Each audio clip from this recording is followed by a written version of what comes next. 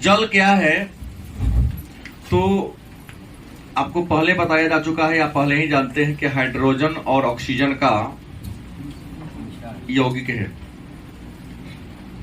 इसका। और जल की बात करते हैं तो यह प्राकृतिक संसाधन है, पुनः पूर्ति योग्य संसाधन है, नवीकरणीय संसाधन है और चक्रीय संसाधन है। इंसान को ऑक्सीजन के बाद यदि सबसे ज्यादा किसी चीज की जरूरत होती है तो होती जल, क्योंकि जल जीवन का क्या है, आधार है। मानव सभ्यता की उत्पत्ति भी नदी घाटी में हुई थी और जीवन की उत्पत्ति जल में हुई थी। मतलब जल मानव सभ्यता और मानव जीवन का क्या है, आधार है। और जल प्राकृतिक संसाधन है, नवीकरणीय संसाधन है, चक्रीय संसाधन है। आपको बता दें कि जल की बात करते हैं तो हमारे पृथ्वी के 71% भाग पर लगभग जल है और 29% भाग पर क्या है, स्थल है। संपूर्ण पृथ्वी के 71% भाग पर क्या है, जल है और 29% पर क्या है, स्थल है। इस 71% जल का 97.5% क्या है, नमकीन है। और मीठा जल की बात करते हैं, खुसरे मीठा जल की बात करते हैं तो 2.5% जल क्या है, मीठा है। सही बात है। जल की अत्यधिक उपलब्धता के कारण पृथ्वी को नीला ग्रह या जलीय ग्रह कहा जाता है। जल की अत्यधिक उपलब्धता के कारण ही पृथ्वी को नीला ग्रह या जलीय ग्रह के नाम से जानते हैं। पृथ्वी पर जितना मीठा जल मौजूद है, इस मीठा जल का मतलब 2.5% का 2.05% हिमनद में है, जिसे हम और आप यूज नहीं कर सकते हैं। पर्वत के ऊंचे ऊंचे शिखर पर हिमटोप के रूप में, और हिमनद मतलब बर्फ की नदी के रूप में है। और ये जो हिमनद है वह पलावी हिमखंड के रूप में महासागरों में तैरता रहता है। उसी पलावी हिमखंड से 1912 में टाइटैनिक जहाज टकराया था, याद होगा, किताब में पढ़े होंगे। और पहला ट्रायल उसका यात्रा ही था। 1503 लोग उस पर बैठे हुए थे। 1503 लोग ही डूबकर उसमें क्या होकर मर गए, एक भी जिंदा वापस नहीं आया। बात तो सुने होंगे। अब पृथ्वी का जितना क्षेत्रफल है, पृथ्वी पर जितना जल है, तो पृथ्वी पर जितना जल है उसका लगभग 81% जल दक्षिणी गोलार्ध में है। किस गोलार्ध में? पृथ्वी पर जितना जल है उसका 81% जल दक्षिणी गोलार्ध में है, और पृथ्वी पर जितना जल है उसका 39% जल उत्तरी गोलार्ध में। कुल जल का 81% जल दक्षिणी गोलार्ध में है, इसलिए दक्षिणी गोलार्ध को जलीय गोलार्ध कहते हैं, क्योंकि जल ज्यादा है। जल ज्यादा है तो स्थल कम होगा, 19। और उत्तरी गोलार्ध में जितना क्षेत्रफल है, महासागरों में जितना जल है, उसका मात्र 39% जल उत्तरी गोलार्ध में है। जल 39 है, इसका मतलब स्थल 61 होगा, इसलिए उत्तरी गोलार्ध को हम स्थलीय गोलार्ध के नाम से जानते हैं। आपको बता दें, मीठा जल कम है 2.5%, इसका भी 2.05% कहां है, हिमनद में है। 2.5% में इतना हिमनद पर है इसी का। तो बाकी जो जल बच जाता है वायुमंडल में है 0.01%, विश्व की नदियों में 0.401%, संसार की सभी नदियों में है, झील वगैरह में भी है। मानव के पीने के लिए जो उपलब्ध जल है उसकी मात्रा क्या है, बहुत कम है। विद्वान कहते हैं कि धरती पर जितना जल है उसका मात्र 0.6% ही मानव के लिए क्या है, उपयोगी। इसको इंसान क्या कर सकता है, पी सकता है। इसलिए जल को दुर्लभ संसाधन कहा गया है। तो जल तो ज्यादा है लेकिन सब जल हमारे पीने के लायक नहीं है। मात्र मानव के पीने के लायक 0.6% ही हैं, और इसलिए जल को हम क्या कहते हैं, दुर्लभ संसाधन के नाम से जानते हैं। अगर जल के बंटवारा की बात करें तो एक बात आप जानते हैं कि विश्व का 2.45% भाग भारत के पास है। विश्व का जितना क्षेत्रफल है उसका 2.45% क्षेत्रफल इंडिया के पास है, और विश्व के कुल जनसंख्या का 17.5% आबादी किसके पास है, भारत के पास है। लेकिन विश्व में जितना जल है उसका मात्र 4% जल भारत के पास है। पीने योग्य जितना जल है ना उसकी बात है, मृदु जल की बात हो रही है। तो विश्व के कुल क्षेत्रफल का मात्र 2.45% क्षेत्र इंडिया के पास है, और आबादी कितनी है, 17.5%, जो बहुत का डिफरेंस है, ज्यादा डिफरेंस है। मतलब आबादी ज्यादा है, भूमि क्या है, कम है, और जल तो और ज्यादा कम है। 17.5% आबादी है तो जल भी कम से कम 17.5% होनी चाहिए। नहीं 17.5 तो कम से कम 8% रहे तो ठीक ठाक कंडीशन रहेगा। यहां तो 1/4 से भी कम है प्रति व्यक्ति। अगर हम आंकड़ा दे ले रहे हैं तो भारत में औसत वर्षा की बात करते हैं तो भारत में औसत वर्षा 125 सेंटीमीटर होती है। भारत में औसत वार्षिक वर्षा कितनी होती है, 125 सेंटीमीटर। और वर्षा के द्वारा भारत को प्रतिवर्ष 4000 घन मीटर जल की प्राप्ति होती है। वर्षा के द्वारा प्रतिवर्ष भारत को कितना, 4000 घन मीटर, मतलब 130 सेंटीमीटर प्रतिवर्ष वर्षा के मौसम में धरती का जल ऊंचा उठता है, जल का स्तर ऊंचा उठता है। अब कहोगे सर हम कैसे माने, तो जाके 1 महीना के बाद आपके गांव में यदि कोई कुआं होगा तो कुआं के जल का लेवल देख लीजिएगा, और बरसात के महीना में देखिए पानी कितना ऊपर उठ गया है। धरती पे जल जाएगा तो ऊपर उठेगा ही। तो बरसात के महीना में एक एवरेज आंकड़ा है, औसत आंकड़ा है, कहीं ज्यादा भी होगा कहीं कम भी होगा, लेकिन व्यष्टि अर्थशास्त्र के दृष्टिकोण से सबका अध्ययन किया जाता है। तो प्रतिवर्ष वर्षा के द्वारा 130 सेंटीमीटर भौम जल स्तर क्या होता है, ऊंचा उठता है। पृथ्वी पर जितना भी जल है, इन जल को 2 भागों में बांटा गया है। जल को हम 2 भागों में ही बांटे हैं। इन 2 भाग का ही वर्गीकरण अलग अलग है। एक है धरातलीय जल, क्या है, धरातलीय जल, और दूसरा क्या है, भूमिगत जल, या इसी को हम कहते हैं भौम जल।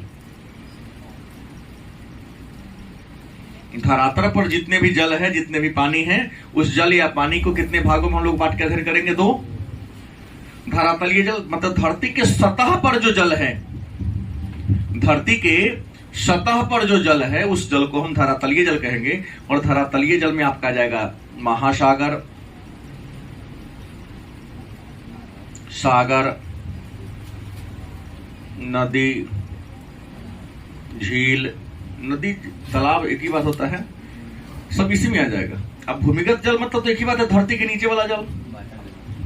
क्या, तो जितना सागर हो, महासागर हो, झील हो, ताल हो, तलैया हो, क्या प्राकृतिक तालाब हो या कृत्रिम तालाब जिसे झील भी कह सकते हैं, ये सब धरातलीय जल के क्या है, उदाहरण है। अब भूमि के नीचे जो जल है, जिसको हम हैंडपंप के माध्यम से, चापाकल के माध्यम से, मोटर के माध्यम से बाहर निकालते हैं, उसको हम क्या कहते हैं, भूमिगत जल के नाम से जानते हैं। अब नदियों की बात करते हैं। भारत में नदियों की बात करते हैं, तो नदियों की बात करने के बाद हम सोच ले कि हमने पहले कहा कि भारत में वर्षा के द्वारा लगभग 4000 घन मीटर प्रतिवर्ष जल की प्राप्ति होती है। लेकिन इस 4000 में 4000 घन मीटर जो प्रतिवर्ष जल प्राप्त होता है वर्षा के द्वारा, इसका 1250 अरब मीटर जल वाष्प बनकर उड़ जाता है प्रतिवर्ष। जितना वर्षा होता है ना, उसका लगभग 1250 अरब मीटर जल वाष्प बनकर क्या होता है, उड़ जाता है। और यही वाष्प बनकर जो जल उड़ जाता है, पुनः वर्षण की प्रक्रिया के द्वारा, संघनन की प्रक्रिया के द्वारा धरती पर वापस आ जाता है। विद्वान कहते हैं कि प्रतिवर्ष जितना वाष्पीकरण हो रहा है और पुनः वर्षा के रूप में धरती पर क्या होता है, आ जाता है। यदि वाष्पीकरण नहीं होगा, वाष्पीकरण होता रहे और वर्षा ना हो, वाष्पीकरण होता रहे और वर्षा ना हो, मतलब जल चक्र की प्रक्रिया ना चले। वाष्पीकरण और वर्षा की प्रक्रिया को जल चक्र कहते हैं। वाष्पीकरण के द्वारा जलाशय का जल वाष्प बनकर ऊपर जाता है और पुनः वर्षा या संघनन की प्रक्रिया के द्वारा कहा जाता है। अगर कहता है कि वर्षा न हो तो 4000 वर्ष में जल क्या हो जाएगा, समाप्त हो जाएगा। अगर जल चक्र की प्रक्रिया लगातार नहीं चलेगा, धरती पर जितने भी जल हैं सारे जल क्या हो जाएंगे, समाप्त हो जाएंगे। और जल समाप्त होने का मतलब क्या है, जीवन क्या हो जाना, अंत हो जाना। भारत की बात करते हैं। भारत में नदी, तो भारत में नदी की बात करते हैं तो भारत में 10,350 नदी है, 360 नदियां हैं, जिसकी लंबाई 1.6 किलोमीटर है। भारत में नदियां कितनी हैं, 10,360 नदी हैं। लेकिन इसमें उसी नदी की गणना की गई है जिस नदी की लंबाई कम से कम 1600 मीटर है। कितना है, 1600 मीटर है। और भारत के नदियों में जिसमें सबसे अधिक जल का प्रवाह होता है, गंगा, सिंधु और ब्रह्मपुत्र। दक्षिण में गोदावरी, कृष्णा, इसके अलावा क्या होगा, गोदावरी, कृष्णा, और ये नदियां हैं जिसमें ज्यादा जल है। लेकिन देश का, अपने भारत का लगभग 60% जल गंगा, सिंधु और ब्रह्मपुत्र नदी विषय में। और भारत के लोग सबसे ज्यादा जल का उपयोग किस नदी का करते हैं, तो सबसे ज्यादा जल का उपयोग गंगा नदी का होता है। अब सवाल है कि जल का मांग और उपयोग क्या है।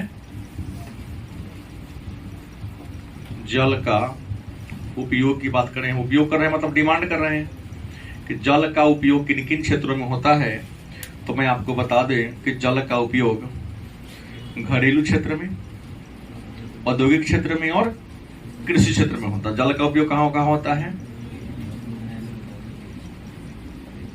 घरेलू क्षेत्र, दूसरा औद्योगिक क्षेत्र, तीसरा क्या है, कृषि क्षेत्र। जल का उपयोग कहां कहां हो रहा है, तो घरेलू क्षेत्र में हो रहा है, कृषि क्षेत्र में हो रहा है और उद्योग धंधा के क्षेत्र में जल का उपयोग हो रहा है। घरेलू क्षेत्र में क्या है, चूल्ही चौका में खाना बनाने, स्नान करते, बर्तन साफ करने, नहीं ना होगा, कपड़ा धोने। औद्योगिक क्षेत्र में मशीन को साफ करने, मशीन की गंदगी को हटाने, और कृषि के क्षेत्र की बात करेंगे तो क्या होगा, सिंचाई में होगी। प्रश्न होगा तो सबसे ज्यादा जल का प्रयोग कहां होता है? तो मैं आपको बता दूं, देश में जितना जल है उसका 9% जल घरेलू क्षेत्र में प्रयोग होता है। देश में जितना जल है यूज होकर रहे हैं उसके 9% जल किस में होता है? घरेलू क्षेत्र में।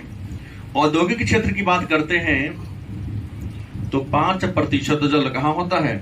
औद्योगिक क्षेत्र में होता है।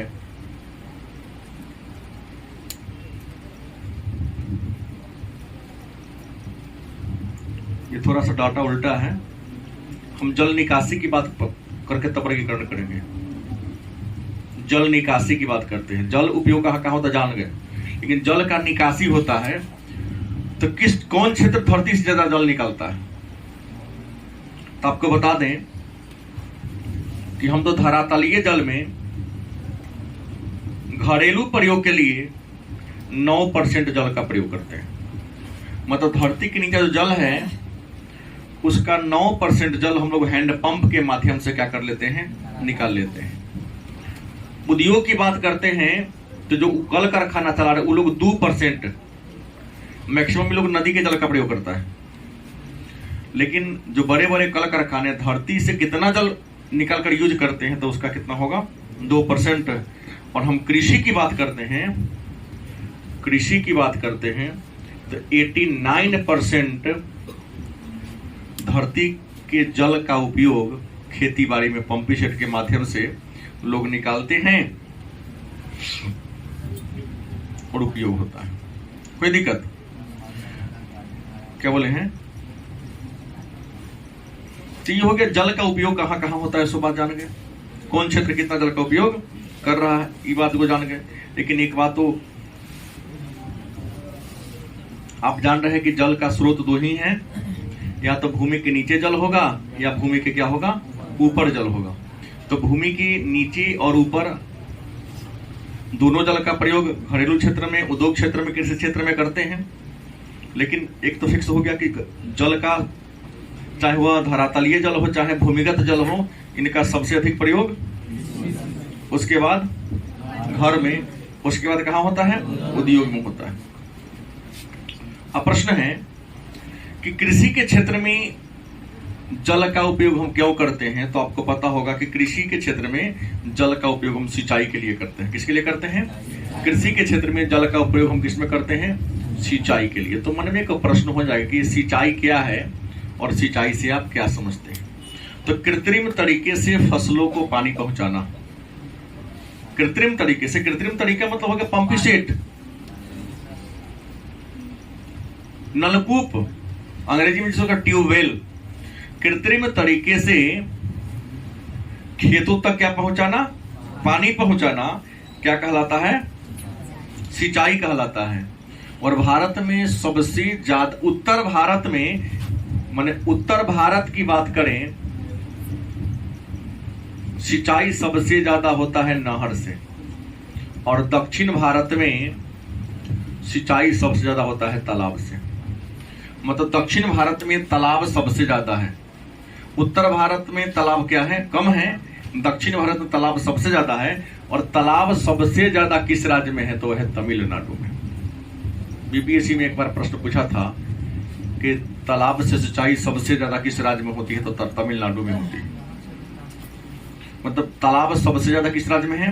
तमिलनाडु में है। उसके बाद आंध्र प्रदेश में है, उसके बाद पश्चिम बंगाल में है। और नहरों से सिंचाई उत्तर भारत में ज्यादा होती है।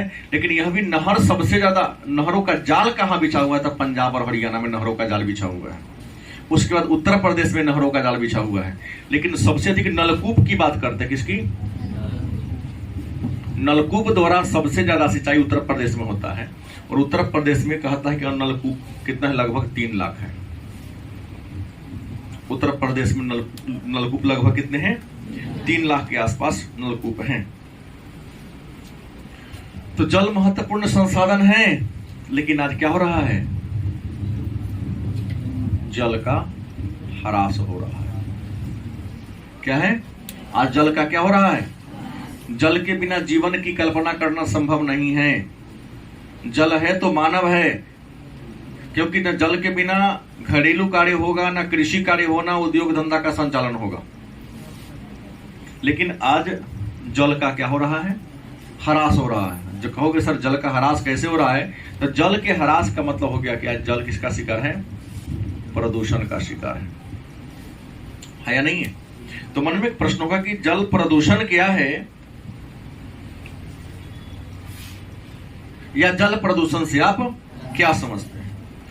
तो आसान शब्दों में लिखा जा सकता है कि जल में अवांछनीय और हानिकारक पदार्थों के मिल जाने से, जल में अवांछनीय और हानिकारक पदार्थों के मिल जाने से जल की गुणवत्ता में क्या आना? कमी आना। जल में अवांछनीय और हानिकारक पदार्थों के मिल जाने से जल की गुणवत्ता में क्या आना? कमी आना। क्या कहलाता है? जल प्रदूषण कहलाता है। अब मन में एक प्रश्न होगा कि जल प्रदूषण के कारण क्या है? जल प्रदूषण तो जान गए। प्रश्न अगर आपसे पूछेगा ना कि जल प्रदूषण के कारण क्या है, हम इस पर नियंत्रण कैसे कर सकते हैं, इसका प्रभाव क्या पड़ रहा है, हालांकि नहीं पूछा गया है। जल प्रदूषण का परिभाषा कई बार पूछ दिया गया है, लेकिन इसके कारण क्या है, प्रभाव क्या पड़ता है, साइकोलॉजी का मुद्दा आ जाता है। लेकिन एक शब्दों में तीनों को जान लेते हैं कि जल प्रदूषण क्या है। तो मैंने कहा कि जल में मतलब पानी में अवांछनीय और हानिकारक पदार्थों के मिल जाने से जल की गुणवत्ता जो है, जो रासायनिक संरचना है, वो खराब टूट जाता है। जैसे जल का रासायनिक संरचना क्या है, तो आपको पता है कि जल का रासायनिक संरचना है H2O, हाइड्रोजन के 2 और ऑक्सीजन के एक परमाणु के मिलने से जल बनता है। जैसे ही इसमें अवांछनीय और हानिकारक पदार्थ मिलेगा, तो हो सकता है यहाँ जो 2 है वह 2 से कम हो जाए या 2 से क्या हो जाए, और ऑक्सीजन की जितनी मात्रा वो आगे पीछे हो जाए। मतलब जल में जितनी ऑक्सीजन चाहिए और जितना ऑक्सीजन होना चाहिए उससे या तो कम हो गया, उससे क्या हो जाएगा, तो मानव के स्वास्थ्य के लिए क्या हो जाएगा, हानिकारक हो जाएगा। ये होगा कैसे?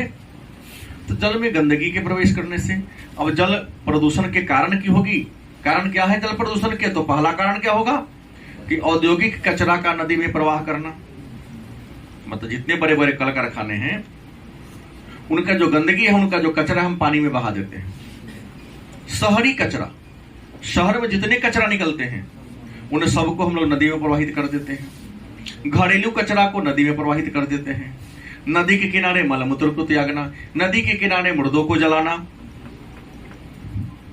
गलत किसे? तो प्रश्न है कि इन कारणों से हमारा जल क्या होता है, प्रदूषित होता है, दूषित होता है। सही बात है ना? कैसे रोकेंगे? तो रोकने का तरीका है कि औद्योगिक कचरा तो नदी में ही जाएगा, लेकिन उसे साफ करके भेजा जाए। उसमें जो प्लास्टिक हो, कूड़ा करकट हो, उसको छान लिया जाए। जब पानी जाए तो गंदा पानी जाए, क्योंकि पानी जब जाएगा तो जितनी गंदगी हो नीचे बैठ जाएगा, प्लास्टिक नीचे नहीं बैठता है। तो इन सबको छान के फिर भेजा जाए। घरेलू कचरा को नदी में न फेंका जाए। मेडिकल कचरा तो सबसे खराब है, उसको नदी में न फेंका जाए। ये जो हम लोग मूर्ति बनाते हैं, मूर्ति पूजा करते हैं, मूर्ति को सुंदर बनाने के लिए, आकर्षक बनाने के लिए विभिन्न प्रकार के केमिकल का प्रयोग करते हैं, पेंट लगाते हैं। नदी को में विसर्जित न करें। मूर्ति पूजा कीजिए, लेकिन अस्थायी मूर्ति पूजा कीजिए। प्रतिवर्ष बनाने की कोई जरूरत नहीं है। गलत कि सही? हाँ, पत्थर की मूर्ति एक बार मंदिर में स्थापित कर दो, प्रतिवर्ष उसकी पूजा करो। सबकी अपनी अपनी आस्थाएं हैं।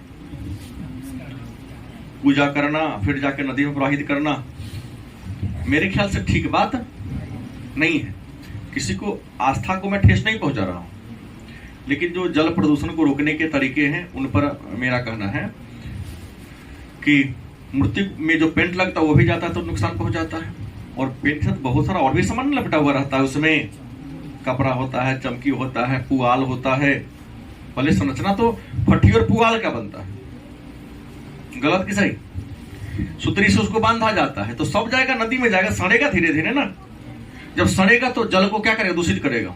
तो प्रतिमा विसर्जन न करे, नदी के किनारे मुर्दा को क्या करे, न जलाएं। नदी में स्नान करने जाओ, कोई दिक्कत नहीं, स्नान तो करना ही चाहिए नदी में भी, कभी कभी, लेकिन डिटर्जेंट का प्रयोग ना करें। मवेशी को नदी में ले जाकर साफ सुथरा ना करें।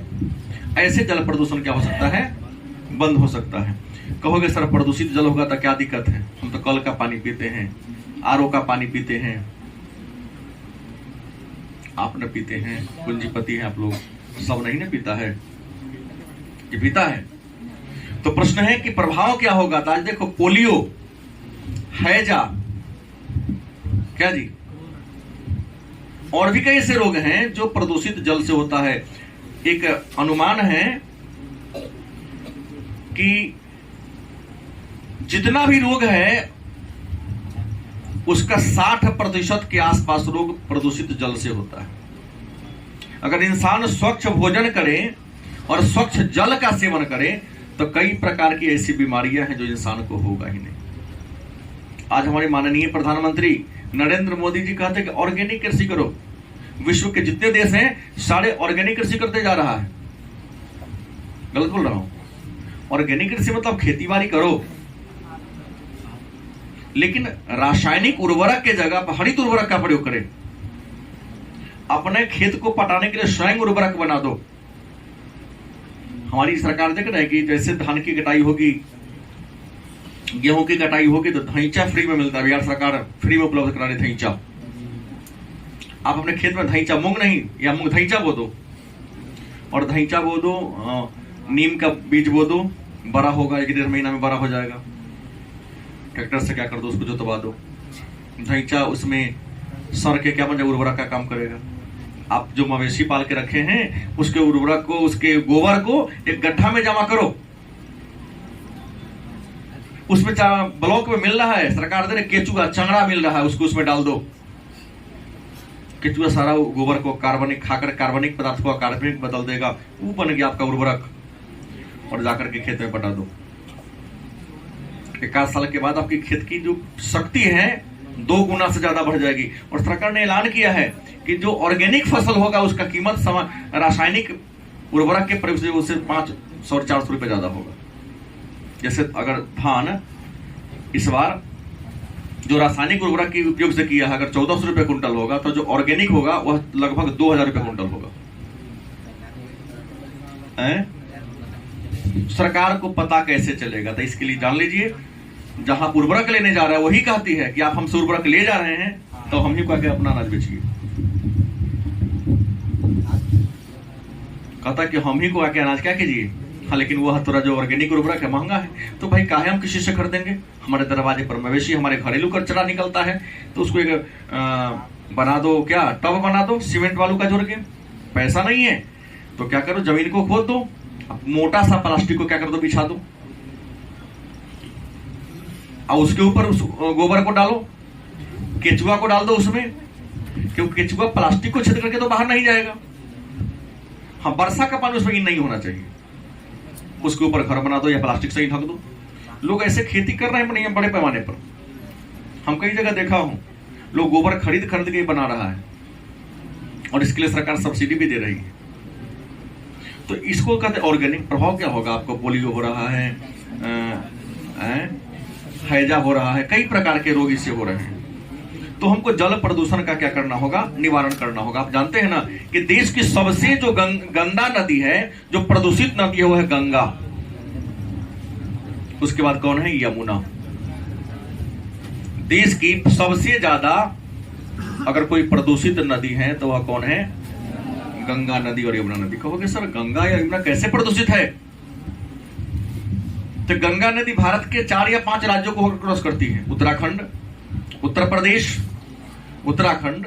उत्तर प्रदेश, बिहार, झारखंड का कुछ जिला टच कर लेता है, थोड़ा सा पश्चिम बंगाल का वो हो गया। हाँ, इन राज्यों को टच करती है। और जितने भी बड़े बड़े शहर हैं, उत्तराखंड से लेकर पश्चिम बंगाल तक जितने भी बड़े बड़े शहर हैं वो गंगा के किनारे हैं। और गंगा की सबसे बड़ी सहायक नदी है यमुना, है ना। गंगा की सबसे बड़ी सहायक नदी कौन है? जो गंगा के बाएं किनारे से मिलती है। और उत्तर प्रदेश के इलाहाबाद में गंगा से वह मिल जाती है जहां संगम, गंगा यमुना सरस्वती का मिलन है, जहां जिसको संगम कहते हैं, जहां 2 या 2 से अधिक नदी आपस में, उसे क्या कहते हैं? संगम कहते हैं। तो यमुना नदी के किनारे आगरा शहर है, देश की राष्ट्रीय राजधानी दिल्ली है। दिल्ली के जितने भी सीवेज का सीवेज का पाइप कहाँ जुड़ा हुआ है, गंगा यमुना में जुड़ा हुआ है। दिल्ली के जितने भी कल कारखाना है उस सब का कचरा कहाँ प्रवाहित होता है। तो कम से कम 2 ऐसे महानगर है जो गंगा के किनारे है। 2 तो कम कह दिए, 2 मेगा नगर या विराट नगर, और महानगर 10 से 15 ऐसा है जो गंगा से टच किए हुआ है। क्योंकि महानगर का परिभाषा मैं दिया हूं जिस शहर की आबादी 10 लाख हो। कानपुर भी महानगर की श्रेणी में है, पटना भी महानगर की श्रेणी में है, 10 लाख से अधिक आबादी है यहां। तो प्रश्न ये है, भारत के कम से कम 10 से ज्यादा 10 लाखी नगर गंगा से टच करता है। 10 लाखी नगर होने का मतलब औद्योगिक नगर भी हो गया, राजधानी नगर होने के साथ साथ व्यापारिक नगर और औद्योगिक नगर भी है। तो गंगा यमुना, गंगा की सहायक यमुना है, और उत्तर भारत के जितने भी प्रमुख शहर है इन दोनों नदी से टच करता है, तो सबसे अधिक प्रदूषित नदी है। अब सवाल है कि जल प्रदूषण को रोका कैसे जाए। तो जल के प्रदूषण से रोकने के लिए, जल को प्रदूषण से रोकने के लिए जल अधिनियम भारत सरकार ने जल की गुणवत्ता को बचाए रखने के लिए 1986 ईस्वी में जल अधिनियम बनाया था। उसके बाद जल उपकर अधिनियम,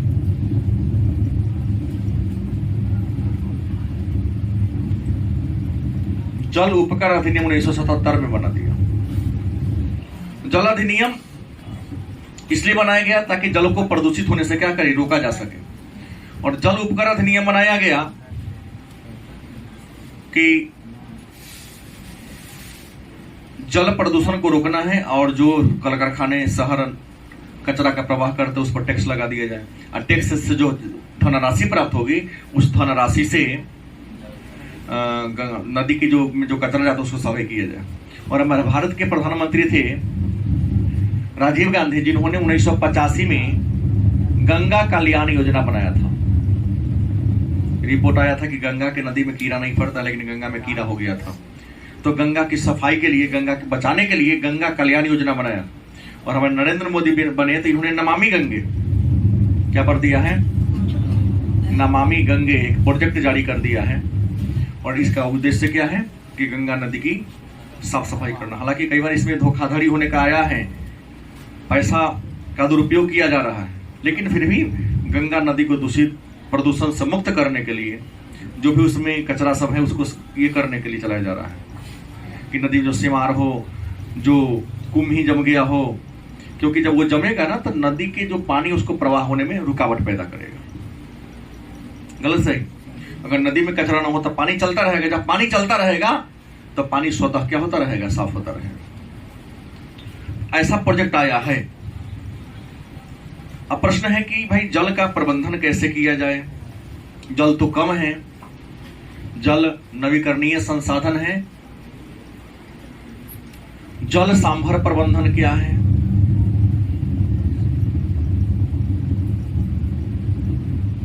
जल सांभर प्रबंधन क्या है, या जल सांभर प्रबंधन से आप क्या समझते हैं।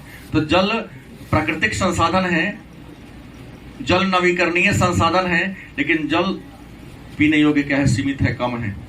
तो जल को सुरक्षित करने के लिए, जल को बचाने के लिए भारत के विभिन्न राज्यों की सरकार के द्वारा जो विभिन्न प्रकार के कार्यक्रम चलाए जा रहे हैं, उस कार्यक्रम को ही जल सांभर प्रबंधन के नाम से, जल को सुरक्षित करने के लिए, जल को बचाने के लिए विभिन्न राज्यों की सरकार के द्वारा जो अलग अलग कार्यक्रम चलाया जा रहा है। जैसे तमिलनाडु की बात करते हैं, तमिलनाडु में नियम है कि 6 वर्षा जल का संग्रह करना। मेघालय का नियम है कि 6 वर्षा जल का संग्रह करना अनिवार्य है। अगर आप छत का घर बनाते हो, पक्का मकान बनाते हो, तो पहले आपको क्या करना होगा, एक बहुत बड़ा गड्ढा खोदना होगा और छत के जो पानी होगा पाइप के माध्यम से गड्ढा में जोड़ना होगा। नहीं होगा तो आपको लाइसेंस नहीं मिलेगा, घर बनाने का परमिशन नहीं मिलेगा। मेघालय में ही कहानी है। राजस्थान में जाओ जहां जल की सबसे अधिक कमी है ना। राजस्थान में जल की कमी को दूर करने के लिए वहां के लोगों ने क्या किया है, टाका और खादीन जोहर बना दिया है। टाका क्या है, तो धरती के अंदर बहुत बड़ा गड्ढा खोद दिया है, समझ गए। और वर्षा का जब समय, उसका मुंह बहुत पतला होता है। जब वर्षा होता है तो पूरा पानी उस गड्ढा में जाके क्या होता है, जमा हो जाता है। गड्ढा में जमा हो गया, मुंह छोटा है, उसको बाहर से ढक दिया गया ताकि किसी को दुर्घटना का शिकार ना हो। और जब वर्षा कम होती है तो उसके जल को लोग पीता भी है साफ करके, और कई बार खेतों के भी क्या करता है, सिंचाई। मैंने धरती के नीचे जो गड्ढा बना दिया, राजस्थान में कहीं टका कहता है, कहीं खादीन कहता है, तो कहीं जोहर कहता है। जल को बचाने के लिए हमारे भारत सरकार ने एक चलाया था अभियान जिसका नाम था हरियाली प्रोजेक्ट।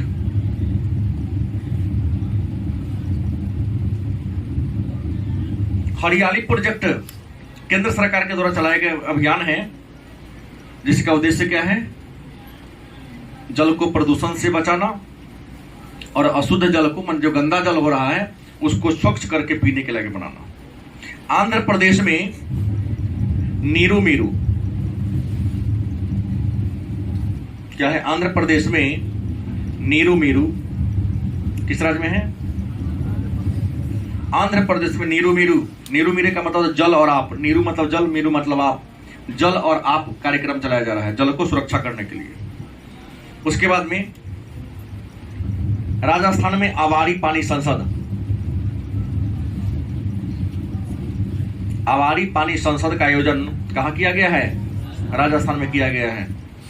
और जल की कमी को दूर करने के लिए राजस्थान के एक व्यक्ति थे राजेंद्र सिंह, जिन्होंने रेगिस्तानी क्षेत्र में कुआं खोदना शुरू, पोखरा खोदना शुरू कर, लोगों ने उसको बेवकूफ पागल कहना शुरू कर दिया। बात समझ गए? लेकिन उन्होंने अकेला प्रयास किया, धीरे धीरे लोग जुड़ते गए और रेगिस्तान में पोखरा खन कर उन्होंने क्या निकाल दिया, पानी।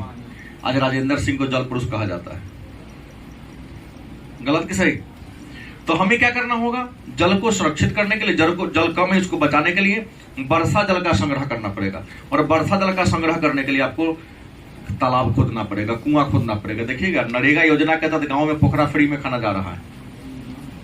नरेगा, जिसको मनरेगा कहा जाता है, अगर आप गांव से जुड़े हुए हैं तो आप सभी इस बात को जानते हैं कि नरेगा, या जिसको वर्तमान में मनरेगा कहते हैं, मनरेगा कार्यक्रम के दौरान गांव गांव में सरकार तालाब खुदवा रही है। आपका अपना जमीन है, तालाब खुदवाई, सरकार पैसा देगी नहीं, मछली पाली उसका पैसा देगी, और मछली तैयार हो तो तुम्हारा हो गया। तुम्हारा खेत है, तुमको पेड़ लगाना है, जाओ, तुमको सरकार फ्री में पौधा दे रही है। इतना ही नहीं, 3 या 5 साल तक उस पौधा की रखवाली के लिए, देखरेख करने के लिए आपको प्रति महीना 1500 के हिसाब से मजदूरी देती है। एक हैंड पंप देती है, खेत के चारों ओर से बार लगाने के लिए लगभग 70,000 रुपया का घेरा वाला सामान देती है, जैसे वो बांस का ही बना होता, फट्टा बना हुआ। 5 साल के बाद आपको नहीं देगा। जब पेड़ तैयार हो गया, चाहे आम का हो, सब चीज आपका हो गया, सरकार उससे कुछ नहीं लेगी। लेकिन शिक्षा के अभाव में न हमें जानकारी है, न आपको जानकारी है। जिसको जानकारी है उसको फायदा उठा ले रहा है। लगभग 1.5 लाख रुपया का प्रोजेक्ट है। अगर 1 एकड़ में आप लगाते हैं तो जो जानते हैं, नॉलेज वाले ले लेते हैं उसको, तो 4 को पेड़ लगा दिए, बाकी 1 लाख रुपए अपने पॉकेट में रख लिए। तो शिक्षा बहुत जरूरी है। सरकारी योजना को जानने के लिए भी पढ़ा लिखा होना क्या है, जरूरी है। जल को सुरक्षित करना है तो हमें बांध बनाना होगा। इतना ही नहीं, अपने घर के आगे हमको क्या करना होगा, हैंडपंप के आगे क्या बनाना होगा, सोखता बनाना होगा। सरकार सोखता बनाने के लिए भी सब्सिडी दे रही है, क्योंकि हम हैंडपंप से नहाते हैं तो उसका पानी निकलता है, व्यर्थ बर्बाद होगा। कल की आगे थोड़ा सोखता बना दो, वह पानी पुनः सोखता के माध्यम से कहां चला जाएगा, धरती के नीचे। जो निकालेंगे पुनः कहां चल जाएगा, स्नान किया। इसका मतलब पानी हमने बर्बाद नहीं किया, हाँ बह गया, वो बर्बाद हो गया। लेकिन पुनः स्नान किया हुआ पानी सोखता के माध्यम से धरती के नीचे चला गया, तो पुनः हैंडपंप के माध्यम से बाहर आएगा ना, बार बार जाएगा, फिर आएगा और धरती के तरफ जाएगा। तो जितना भी साबुन का फेन है, गंदगी तो ऊपर छना जाएगा ना। तो सरकार सोखता बनाने पर प्रश्रय दे रही, जोर दे रही है। जल को संरक्षण करने के लिए भारत सरकार ने राष्ट्रीय जल नीति की घोषणा किया। भारतीय राष्ट्रीय जल नीति, भारतीय राष्ट्रीय जल नीति की बात करते तो भारतीय राष्ट्रीय जल नीति की घोषणा आपको सबसे पहले बार हुई थी 2002 में। भारत में पहली बार राष्ट्रीय जल नीति की घोषणा 2002 में, उसके बाद पुनः देखा कंट्रोल नहीं हो रहा है, नियंत्रण नहीं हो रहा है, तो भारत की राष्ट्रीय जल नीति, नाम शब्द चेंज हो गया, भारत की राष्ट्रीय जल नीति 2012 में आया। इसका उद्देश्य क्या है? जल को दूषित होने से बचाना, जल का क्या करना, संरक्षण करना। और 2015-16 में भारत सरकार ने एक अभियान चलाया है, जल क्रांति अभियान। जल क्रांति अभियान 2015-16 में जल क्रांति अभियान चलाया। इस जल क्रांति अभियान का उद्देश्य क्या है? तो प्रति व्यक्ति जल की आपूर्ति सुनिश्चित करना। और इस कानून को 5 जून 2015 को लागू किया गया। जल क्रांति अभियान को कब लागू किया गया? 5 जून 2015 को लागू कर दिया गया। और यह लगभग देश के 6 से 72 ग्राम में लागू है। जिस गांव में यह जल क्रांति अभियान लागू है, उस ग्राम को जल ग्राम कहते हैं।